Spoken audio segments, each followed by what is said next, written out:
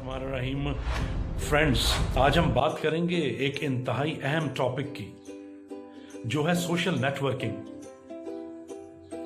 जहां जाओ लोग एक दूसरे के साथ मिलके कार्ड्स एक्सचेंज कर रहे होते हैं। कहीं पे दावतें हैं, कहीं पे खाने हैं, कहीं पे चाय की दावत है, कहीं पे चाहे कोई सेमिनार चल रहा है या कोई कॉन्फ्रेंस हो रही है। लोग उस कॉन्फ्रेंस और सेमिनार की जो तकारीर हैं, जो उसके इवेंट्स हैं, उस पर कम तवज्जो देते हैं और सोशल नेटवर्किंग पे ज़्यादा तवज्जो देते हैं। इसी तरीके से कई लोग फेसबुक पे, ट्विटर पे या लिंक्डइन पे अपने तरह तरह के गार्निश्ड किस्म के और एम्बेलिश्ड किस्म के प्रोफाइल बना के बहुत सारी इधर उधर से चीज़ें जमा करके पोस्ट करते हैं और अपने आप को प्रमोट करते हैं, प्रोजेक्ट करते हैं। ये क्या चीज़ है? क्या ऐसा करना सही है या गलत है? इसको करने के कैसे कितने तरीके ऐसे अच्छे हो सकते हैं कि जिससे हमें फायदे हों? तो आज इस मौजू में हम बात करेंगे। सबसे पहले सोशल नेटवर्किंग करने के लिए ये जानना बहुत ज़रूरी है कि सोशल नेटवर्किंग किसके लिए की जा रही है, किस चीज़ के लिए की जा रही है।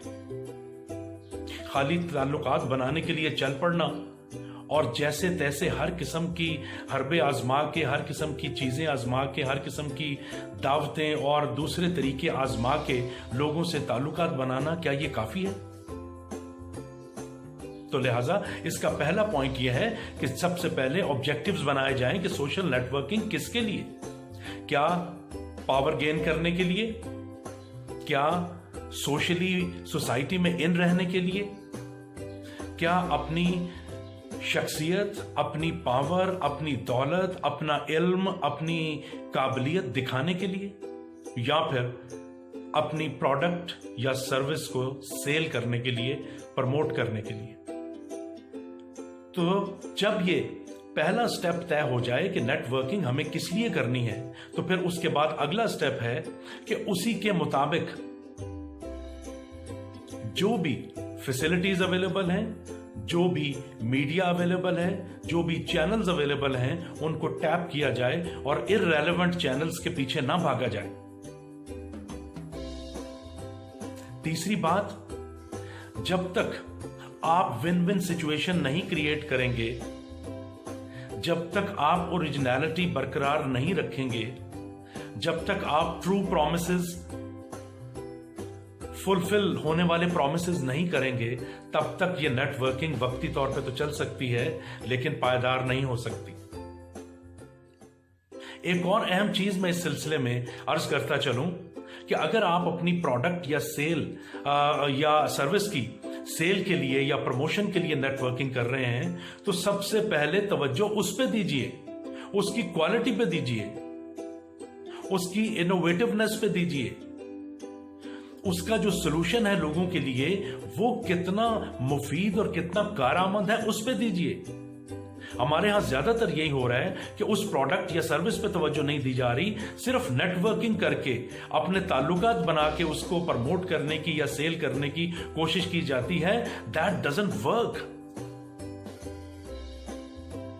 अगला पॉइंट, जैसे मैंने पहले भी बात की कि जब तक आप अपने सोशल नेटवर्क से विन विन सिचुएशन क्रिएट नहीं करेंगे, जब तक सिर्फ अपनी बात उन्हें सुनाएंगे, हर वक्त अपने मुतालबात उनके सामने रखेंगे, हर वक्त अपनी चीज़ों की प्रमोशन और सेल के लिए पार्टीज देंगे या पार्टीज में जाएंगे या उनसे बात करेंगे, तो ऐसा नहीं चलता।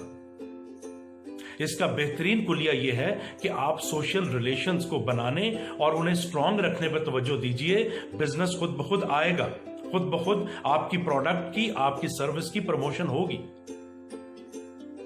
इसी तरीके से अगर आपने अपनी जात के हवाले से अपने आप को प्रमोट करके कोई सोशल सर्कल में जगह बनानी है, तो फिर अपनी शख्सियत पे, अपने लिबास पे, अपनी बोलचाल पे, अपने ख्यालात पे तवज्जो दीजिए। लोगों के लिए एक्सेप्टेबल बनिए, तब सोशली आप एक्सेप्टेबल बनेंगे और लोगों की पजीराई आपको हासिल होगी।